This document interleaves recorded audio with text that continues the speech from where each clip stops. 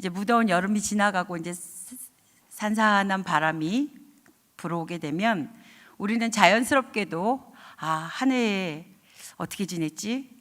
감사해야 되지? 라는 그런 생각을 자연스럽게 하게 됩니다. 여러분들에게는 어떤 감사들이 있습니까? 저는 개인적으로 이렇게 부산에서 살 수 있다는 게 감사합니다. 그리고 이렇게 여러분들과 함께 이렇게 믿음의 공동체를 섬길 수 있다는 게 무지무지 감사합니다. 여러분들은 어떤지 속으로 한번 생각해 보세요. 그래서 저희 믿음의 공동체도 우리 주일날 우리 132주년 설립을 감사하면서 추수감사절 찬양축제로 감사와 기쁨의 예배를 하나님께 올려드렸습니다. 감사절 하면 우리가 제일 먼저 떠오르는 게 추수감사절 이렇게 떠오르게 되죠. 그래서 추수감사절 유래를 잠시 생각해 보면 이스라엘 백성들이 출애굽 이후 가나안 땅에 정착해서 농사를 짓고 한 해 소출을 창고에 저장하면서 그 해 농사를 축복해 주신 하나님께 감사하는 절기였습니다. 이스라엘 백성들이 과거 400년 동안 애굽에서 노예 생활을 할 때에는 아무리 열심히 일하고 수고해도 그 수고의 열매는 언제나 다른 사람들의 것이었습니다. 그들은 애굽왕 바로에게 징발되어서 애굽의 국고성 비돔과 라암셋을 건축해야 했고, 또 흙 이기기와 벽돌 굽는 일과 농사 짓는 일 등 여러 가지 일들 중 많이 이제 노동에 착취되어서 갔지만, 그러한 모든 것은 언제나 애굽왕 바로를 위한 것이고 애굽 사람들을 위한 것이었지 자신들과는 아무 상관도 없는 헛된 수고와 노력이었습니다.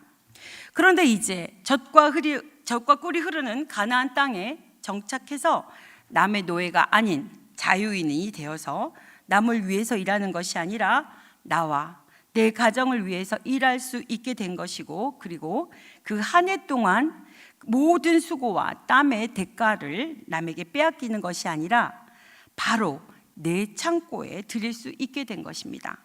그러므로 이 추수감사절의 정신은 일터를 주신 하나님의 은혜에 대한 감사요, 일할 수 있는 건강과 능력을 주신 하나님께 대한 감사요, 수고와 노력이 헛되지 않고 나와 내 가정을 위한 것이 되게 해주신 하나님의 은혜에 대한 감사라고 할 수 있습니다. 그렇다면 감사의 계절에 우리 모두가 이러한 정신을 가지고 하나님께 감사를 드렸으면 좋겠습니다. 소득이 많든 적든 나에게 일할 수 있는 일터를 주신 하나님께 감사해야 하고, 일할 수 있는 건강과 능력을 주신 하나님께 감사해야 하고, 우리가 먹고 입고 마시는 생활에 큰 궁핍과 어려움이 없게 해주신 하나님의 은혜를 생각하며 우리는 다시 한번 감사할 수 있습니다. 그런데 궁극적으로는 이러한 물질적인 것이나 환경적인 것을 뛰어넘어서 하나님께서 우리에게 베풀어 주신 예수 그리스도를 통한 구원의 은혜와 그 그리스도 안에서 주시는 만 가지 은혜를 생각하면서 우리는 더욱더 감사의 자리에 있어야 할 것입니다. 그렇다면 여러분, 우리가 어떻게 해야 하나님께 감사하는 삶을 살 수 있을까요? 라고 한번 생각해 봅시다.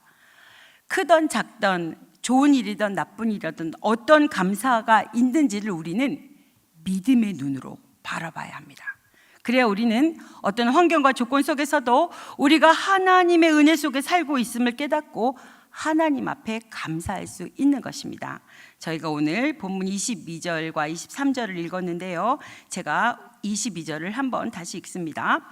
하나님을 잊어버린 너희여, 이제 이를 생각하라. 그렇지 아니하면 내가 너희를 찢으리니 건질 자 없으리라. 여기에서 하나님을 잃어버린 너희여, 이제 이를 생각하라는 말씀은 무슨 뜻이 담겨 있을까요?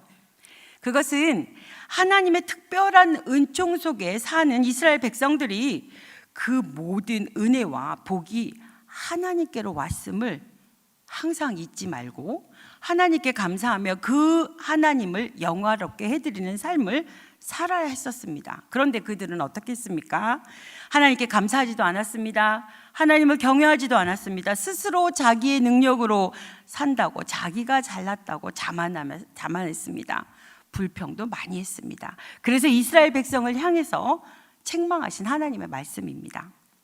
이스라엘 백성이 끝까지 하나님의 은혜를 깨닫지 못하고 하나님께 감사하지 못하고 하나님을 경외하는 삶을 살지 못한다면 하나님께서 그 베풀어 주셨던 모든 은혜를 다시 거두어 가겠다고, 그들을 다시 포로가 되게 하실 것이라고, 그들을 다시 이방 땅의 나그네로 돌이키시겠다는 경고의 말씀인 것입니다.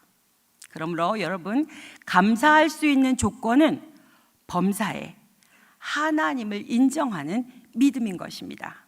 내가 이렇게 살아 숨쉬는 것도, 내가 이렇게 건강할 수 있는 것도, 다리 무릎을 수술을 해서 아프긴 하지만 그래도 걸을 수 있다는 것들, 온갖 것들을 누리며 살 수 있다는 이 모든 것을 하나님께 감사하며 특별히 주님을 믿는 자로서 구원의 은총 속에서 사는 이 모든 것들이 다 하나님께로부터 온 것이라는 믿음을 가질 때에 우리는 범사에 감사할 수 있는 것입니다. 그래서 골로새서 2장 6절과 7절 말씀에 보게 되면 이렇게 기록되어 있습니다. 그러므로 너희가 그리스도 예수를 주로 받았으니 그 안에서 행하되 그 안에 뿌리를 박으며 세움을 받아 교훈을 받은 대로 믿음에 굳게 서서 감사함을 넘치게 하라, 고 말씀하고 있는 것입니다. 사랑하는 식구 여러분, 오늘 우리가 누리고 있는 이 모든 것은 다 어디서 왔다고 생각들을 하십니까? 우리가 열심히 일했기 때문에 오늘의 이 자유와 경제적인 풍요가 왔다고 생각하고 계십니까? 만약에 전적으로 그렇게 생각한다면 그 사람은 유물론자나 자본주의자일지 몰라도 신앙인은 아닐 것입니다. 왜냐하면 우리 믿는 자들은 모든 선한 것은 다 하나님께로부터 왔다고 고백하는 사람들입니다. 그래서 야고보서 1장 16절과 17절에는 이렇게 기록합니다. 내 사랑하는 형제들아, 속지 말라. 온갖 좋은 은사와 온전한 선물이 다 위로부터 빛들의 아버지께로부터 내려오나니 그는 변함도 없으시고 회전하는 그림자도 없으시리라. 아멘. 그러므로 이제 우리가 현재 가지고 있는 모든 것들, 그리고 누리고 있는 모든 것들이 바로 위에 계신 하나님의 은총으로 하나님께서 주셔서 오늘 우리가 누리고 있다는 것을 믿음으로 고백해야 할 것입니다. 마음을 다해 하나님 앞에 감사를 드릴 수 있어야 할 것입니다. 우리는 나 같은 죄인을 살리시기 위해서 독생자를 십자가의 속죄제물로 삼으신 하나님 아버지의 사랑과 은혜를 생각할 때 하박국 선지자의 노래가 생각납니다. 비록 무화과 나무가 무성치 못하고 포도나무에 열매가 없고 우리의 양이 없고 외양간에 소가 없을지라도 여호와로 말미암아 즐거워하며 구원의 하나님으로 말미암아 기뻐해야 마땅한 것입니다. 그러면 여기서 여러분께 한번 묻습니다. 그러면 하나님께 대한 감사는 어떻게 드려야 하는 걸까요? 어떻게 드려야 할까요? 그것은 두 가지를 제가 오늘 말씀하고 싶습니다. 감사는 무엇보다도 예배 생활로 표현되어야 합니다.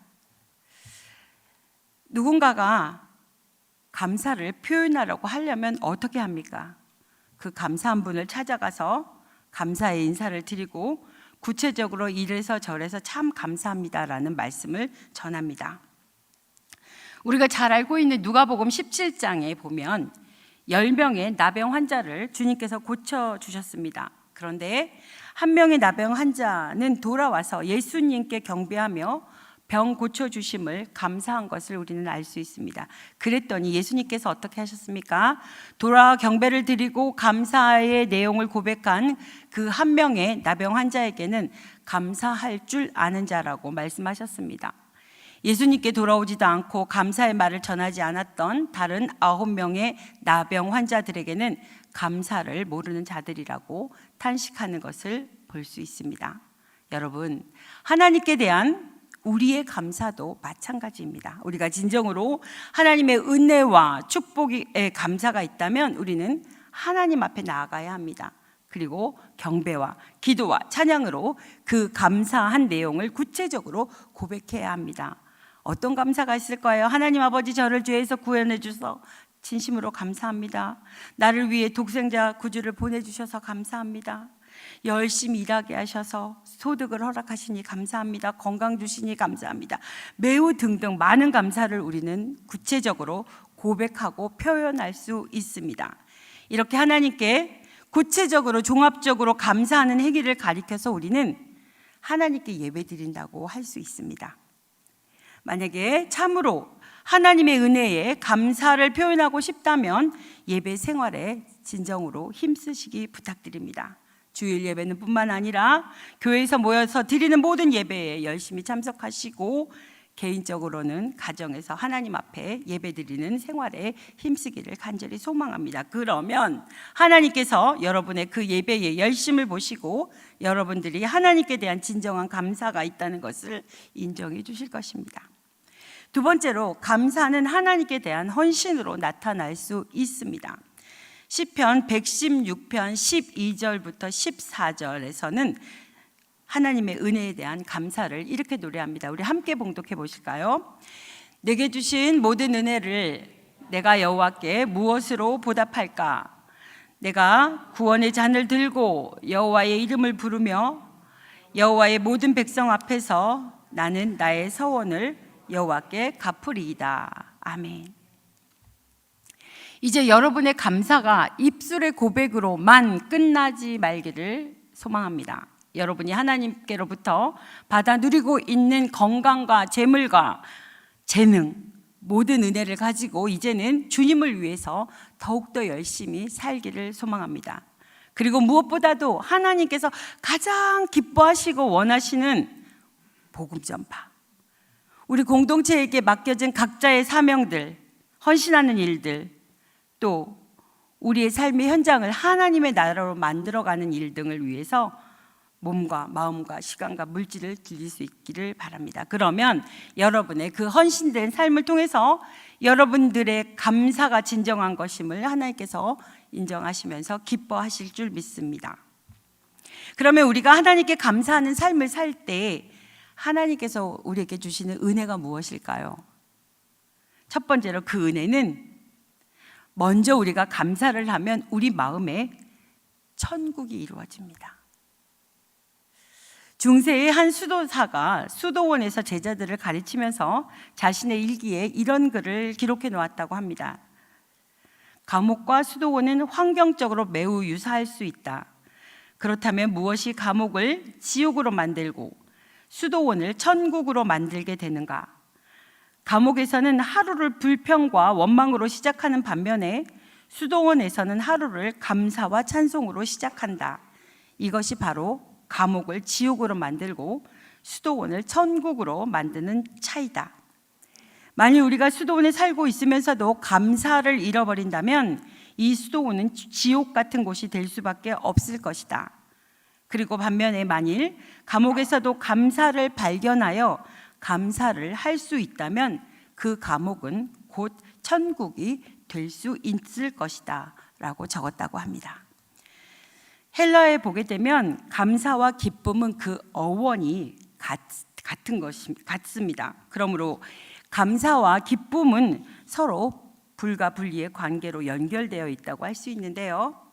감사를 기쁨의 외적 표현이라고 한다면 기쁨은 감사의 내적 현상이라고 할 수 있습니다. 그러므로 이 같은 감사와 기쁨은 마치 육체와 영혼과도 같이 서로 긴밀하게 영향을 주고받고 있습니다. 그러므로 우리가 감사를 표현하면 할수록 그 마음속에 자꾸 기쁨이 자꾸 생성되어서 마음에 기쁨이 넘치는 천국을 이룰 수 있는 것입니다.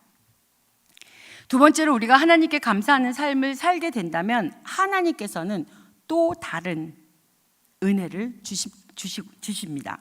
오늘 본문 23절 말씀을 제가 한번 봉독할게요. 감사로 제사를 드리는 자가 나를 영화롭게 하나니 그의 행위를 옳게 하는 자에게 내가 하나님의 구원을 보이리라. 아멘. 좀 전에 제가 누가복음 17장에 10명의 나병 환자에 대해서 이야기를 했습니다. 한 명의 나병 환자만 돌아와서 예수님께 경배하고 감사를 드렸더니 예수님께서는 그 나병 환자를 향해 크게 기뻐하시고 그의 영혼까지 고쳐주시고 구원해 주셨다는 것을 우리는 압니다.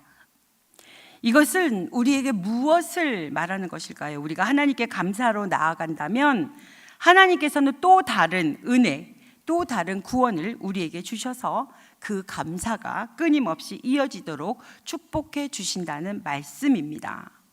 말씀을 맺고자 합니다. 사랑하는 우리 믿음의 식구 여러분, 여러분들의 감사 신앙이 다시 한번 새로워질 수 있기를 부탁드립니다. 믿음의 눈을 떠서 모든 것들을 바라볼 수 있으시기를 부탁드립니다. 여러분의 삶에 항상 감사가 넘침으로 마음에 천국을 누리며 살아가시기 바라고, 하나님의 또 다른 구원과 축복이 항상 여러분의 삶에 넘칠 수 있도록 주님의 이름으로 소망합니다. 이제 함께 찬양을 하며 기도의 자리에 나가기 원하는데요, 내가 누려왔던 모든 것들을 한 번씩 생각해 보세요. 이 시간. 그리고 가장 감사했던 게 무엇인지 한번 생각해 봅니다. 그래서 하나님께 감사하며 하나님께 주시는 은혜를 받다 누리기 원합니다. 우리 함께 내가 누려왔던 모든 것들이 은혜였습니다 라고 마음껏 고백합니다.